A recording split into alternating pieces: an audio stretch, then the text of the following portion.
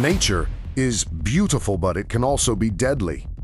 All around the world, encounters between humans and wild animals have ended in unimaginable ways. Some of these moments were captured in photos just seconds before they turned into tragic memories. A tourist at the beach is suddenly attacked and torn apart by a great white shark in front of stunned onlookers. An obsessed young man breaks into a tiger enclosure and is fatally mauled. A surfer becomes the target of a massive great white and fights desperately to survive. This and much more you're about to witness. In June 2023, in Egypt, Vladimir Popov was enjoying a day in the sea. The 23-year-old Russian was with his father and his girlfriend at a beach in Hurghada, along Egypt's Red Sea coast. Nearly 40 kilometers of white sand, lined with hotels, stretch along the shoreline, forming the picturesque resort town of Hurghada, where tourists gather to dive into its shimmering blue waters. The warm desert breeze blends with the salty ocean air, while palm trees scattered along the shore provide shade for visitors. People relax on lounge chairs set on the golden sand, watching their children play in the shallow water. Nearby, kids run and toss colorful discs, while divers and curious tourists explore coral reefs glowing beneath the crystal-clear surface. The contrast between the deep blue sea, the white sand, and the golden sunlight creates a scene that looks almost hand-painted. Hurghada and Sharm el-Sheikh are frequently visited by European tourists seeking to escape the harsh cold back home. They choose these destinations mainly because they are closer and more affordable. These locations are especially popular among divers, drawn by the vibrant marine life visible along the steep coral reef slopes. In recent years, Egypt has been working to revive its tourism industry, offering promotional packages and doing everything possible to attract foreign visitors. But despite the breathtaking scenery, danger also lurks beneath the surface. Several species of sharks inhabit the region, with the tiger shark being one of the most notable. Preferring tropical and temperate waters, they are not as large as great whites, but they are notoriously aggressive. Reaching up to 5 meters in length, they are known to be among the species most likely to attack humans without apparent provocation. Even so, such attacks are rare. At the beginning of June, Vladimir Popov and his father Yuri decided to visit a beach in Hurghada. Father and son had been living in Egypt for a few years, and escaping their routine for a day at the beach was something they often did. It was one of the best advantages of living there and one of the reasons they had chosen to stay. Popov invited his girlfriend along, and she gladly accepted. The three of them went to a beach they already knew and enjoyed. They weren't worried about anything going wrong. The place was calm and peaceful. After arriving, they placed their belongings on the sand and prepared to enter the water. Yuri, however, chose to stay on the beach. Popov and his girlfriend finally stepped into the sea, and Yuri could clearly see them from where he stood. After some time, Vladimir said he would swim farther out toward deeper water. He left his girlfriend behind, alternating between swimming and floating. Tourists on nearby boats, phones he had, ended up courting. What happened next? A shark suddenly appeared behind Popov and bit him. Some reported hearing him call out to his father at that moment. A video captures the attack. Popov is seen struggling in the water as the shark strikes, repeatedly, violently thrashing him around. People watching from a distance were left in shock, unsure of what to do. The attack was visible from afar, and on the shore, some ran toward nearby hotels seeking help. His girlfriend witnessed everything. She screamed in desperation and had to be restrained by other beachgoers. His father could not believe what he was seeing, his son being tossed back and forth in the water. Popov was then dragged beneath the surface and disappeared, sending waves of panic through everyone present. Yuri had no choice but to watch as his son was taken. A lifeguard, alerted by one of the hotels, quickly headed out toward the scene in a small boat, but by then, there was nothing left to do. Only parts of the young man's body were recovered from the sea. The rest was presumed to be inside the animal. At that point, there was no alternative but to capture the shark. Beyond, recovering Vladimir's remains. There was a serious risk of further attacks, especially since the animal had now fed on human flesh. Authorities immediately launched a hunt and captured the shark just a few hours after the attack. Identified as a tiger shark, it was brought ashore and opened in front of a crowd. Inside, they found parts of his arms, torso, and head. Later, Popov's father told the media he was too shaken to say much. He simply stated that they had gone to the beach to relax, and suddenly his son had been attacked and killed by a shark. He added that he would cremate the remains and take them back to Russia, their home. The attack left everyone in shock. No one expected something like that to happen. It was supposed to be a safe beach where families would come to relax and spend time together.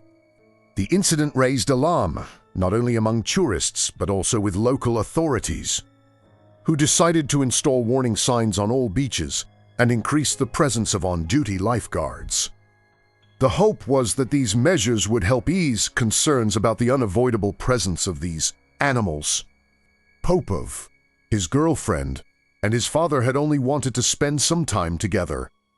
But everything ended in tragedy with the final moments of the young man captured on camera. In September 2014, in India, Maksud entered a tiger enclosure at a zoo and was fatally attacked. In central Delhi, in Anand Purbat, Maksud was a 20-year-old man married to Fatima. The two were expecting their first child. It seemed like the best time of his life. They lived with his mother, who worked as a housemaid and spent most of the day away. His parents were divorced, and at home it was just Maksud, his wife, and his mother. But things began to fall apart when he lost yet another job. Maksud often frustrated his employers due to his distracted personality and lack of seriousness.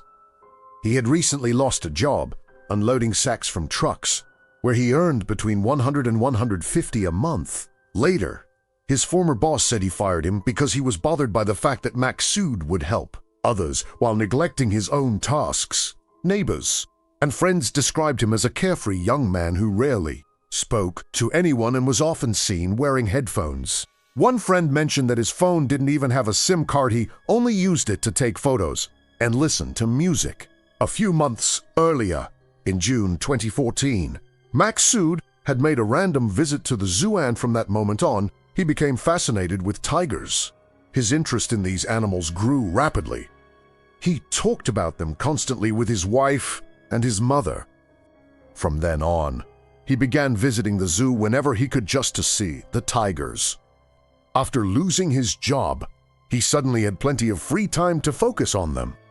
Fatima later said he would tell stories about tigers, but she never imagined they had sparked such deep curiosity and obsession in him. Maksud often said his visits to the zoo were mesmerizing. Unemployed, he would leave home in the afternoon and go to the zoo almost every day. He told his mother he was job hunting, but instead, he spent his time watching tigers and lions. Whatever little money he had saved, he spent on tickets. When his mother and wife discovered the truth, they became worried. Maksud struggled to keep a job, and now he was completely obsessed with tigers. They took him to a psychologist, who began a course of treatment with medication. They believed he would improve over time, but that didn't happen. On September 25, 2014, he once again went to the zoo. It was crowded, families walked around, and children ran freely. The day was bright and beautiful, and no one could have imagined something so terrible was about to happen. Maksud's fascination reached such an extreme point that he decided it would be a good idea to enter the tiger enclosure. He walked through the zoo, which he already knew well, and when he reached the area of his favorite animals, he slipped past people, climbed over the barriers, and managed to get inside. People nearby reacted immediately. Some filmed and took photos, while others ran to call the staff. Maksud then seemed to realize what he had done and crouched against a wall. VJ, a large white tiger, watched him with curiosity. Visitors witnessing the scene shouted and threw stones and sticks in an attempt to keep the animal away, but it was useless. VJ approached Maksud and stared at him from close range for at least 15 minutes. The tiger seemed so confused by the presence of a human inside its enclosure that, at first, it didn't know how to react. Helpless, Maksud could do nothing but wait for help. Eventually, VJ made a move. He stepped closer, sniffed him, and extended a paw. As the shouting grew louder, the tiger became agitated and attacked. It lunged at the man and bit his neck, then dragged him to a distant corner where it left his body.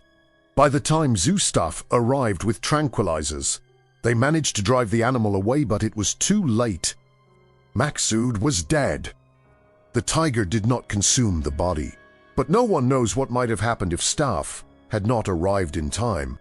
Many people blamed the zoo authorities, saying they failed to create proper barriers to prevent visitors from entering animal enclosures, and also failed to organize a rapid response team with tranquilizer weapons. They were also criticized for allowing the situation to unfold in front of so many people. Had the crowd been controlled, the tiger might not have become stressed and might not have attacked. Maksud's body was returned to his family and buried in a local cemetery. His relatives said his death brought his parents closer again after years of separation due to personal differences. His wife, Fatima, who was pregnant at the time, returned to her hometown of Kolkata. It was a deeply traumatic experience for her, especially as TV channels repeatedly broadcast the footage of her husband being attacked. Maksud became so obsessed with tigers that he eventually entered the enclosure of one, and inside, he didn't find the fascinating animal of his dreams, but a deadly predator. In August 2023, in Australia, Tony Begg was surfing with acquaintances when he was attacked by a great white shark. New South Wales has more than 2,000 kilometers of coastline, offering beaches for every taste. Some are urban and famous, like Bondi and Manly, while others are an idyllic, like Hyams Beach, known for its incredibly white sand, and Byron Bay, famous for its alternative vibe and great waves. Regions such as the Central Coast, South Coast, and North Coast offer everything from family-friendly beaches to wild, untouched areas. Beyond their natural beauty, these beaches are a core part of local culture, where surfing and outdoor living are essential.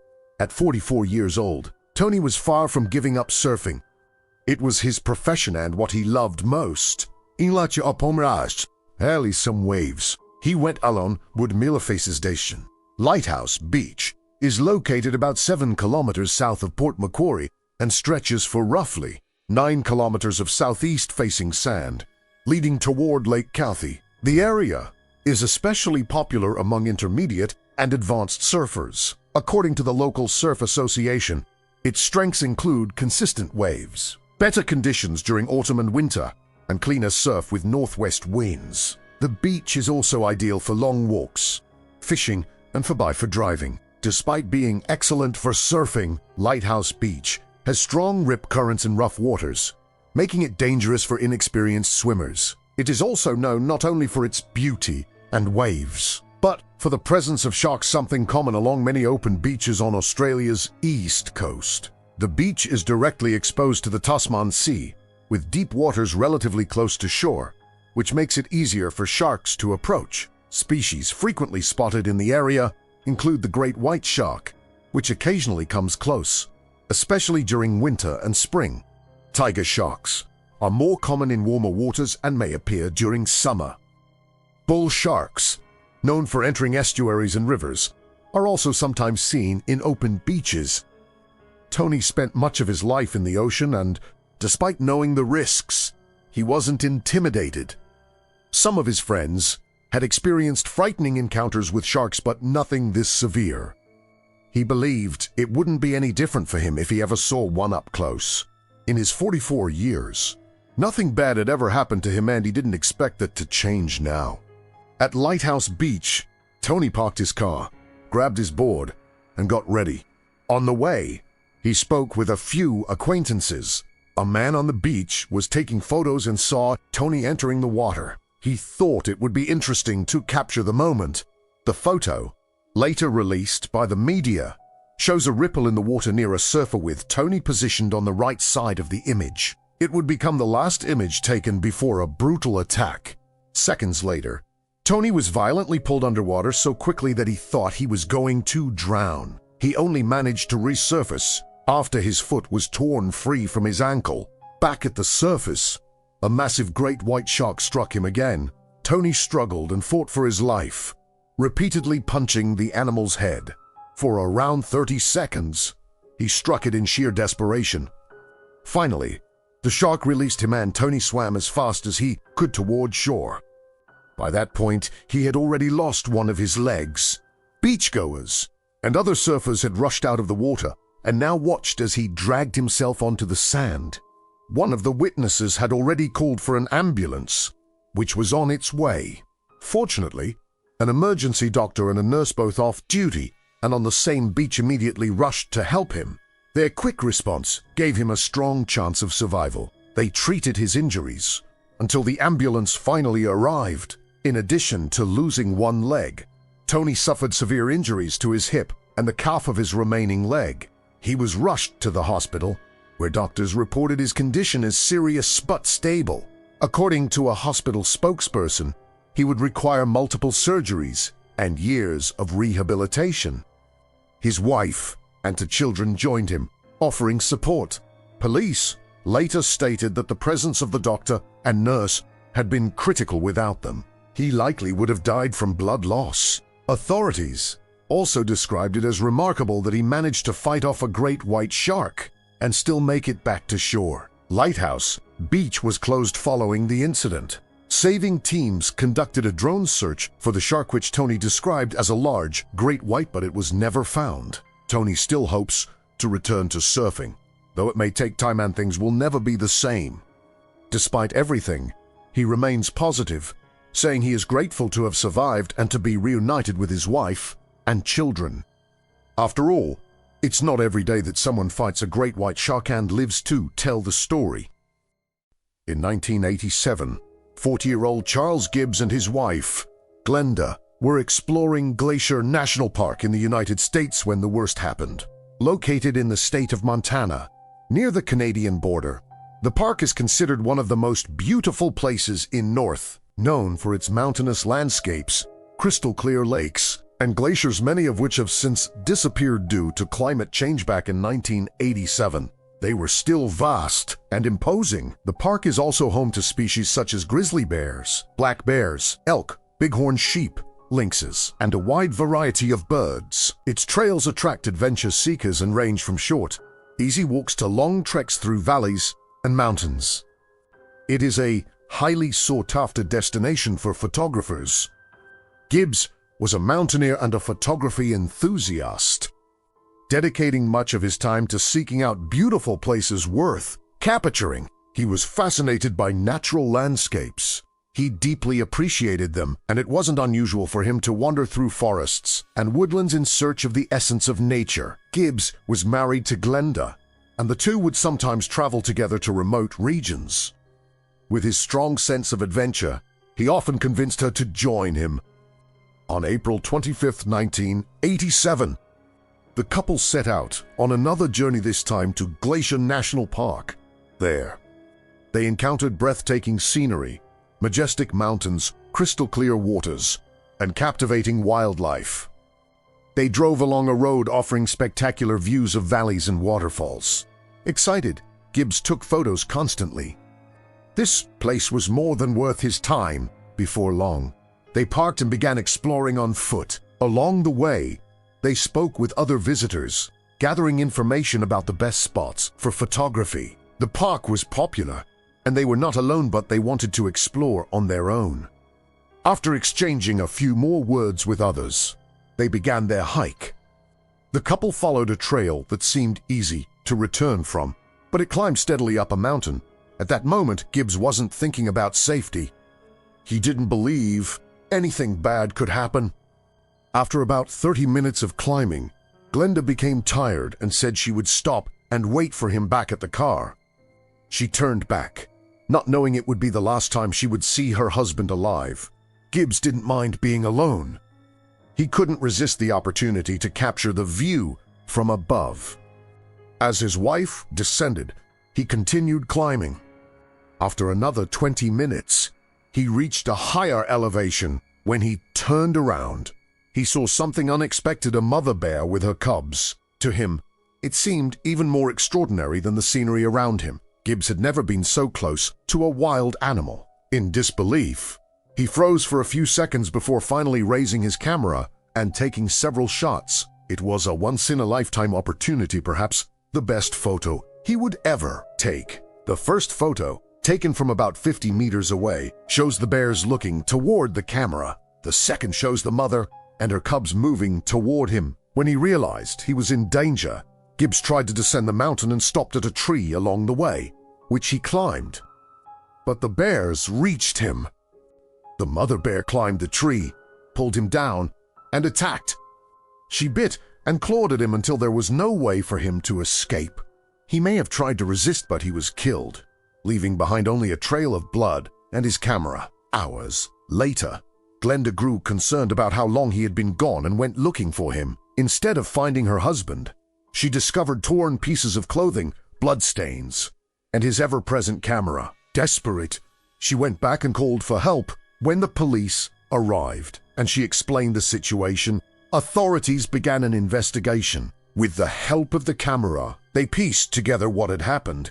Gibbs had gotten too close to a protective mother bear and was hunted and killed. The blood on the ground showed he had tried to escape. The torn clothing revealed he had been bitten and clawed, and likely dragged away by the bear for later consumption. Photography had brought him closer to nature, but without realizing it. That same passion would seal his final moments. Days after the incident, Assistant Park Superintendent Alan O'Neill found the man's remains. The tragic end of Charles Gibbs is a reminder that the pursuit of nature's beauty can turn fatal when the boundaries of wildlife are not respected. Glacier National Park remains one of the most breathtaking places in North America, but its grandeur demands caution.